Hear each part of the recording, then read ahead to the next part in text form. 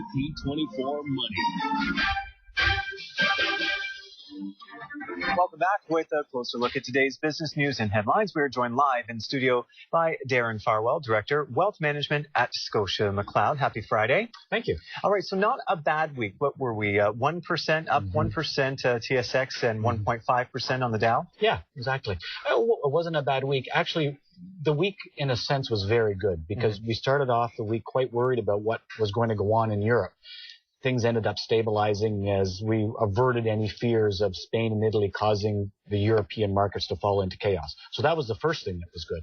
The second thing that's been actually quite good is we're getting some earnings reports out of the United States. Companies there are making some good money. We saw GE report some very strong earnings, Kraft, Coca-Cola, and Microsoft.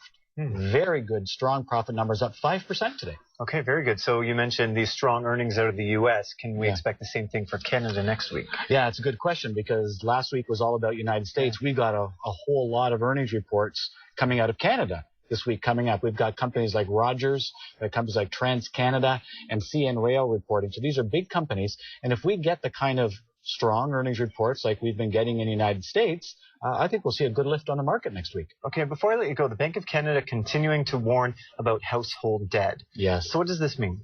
Well, household debt, because we've got debt and interest rates they suggest are going to be rising. Not a big surprise. Remember, at the start, interest rates rising is good because that means the economy is getting better.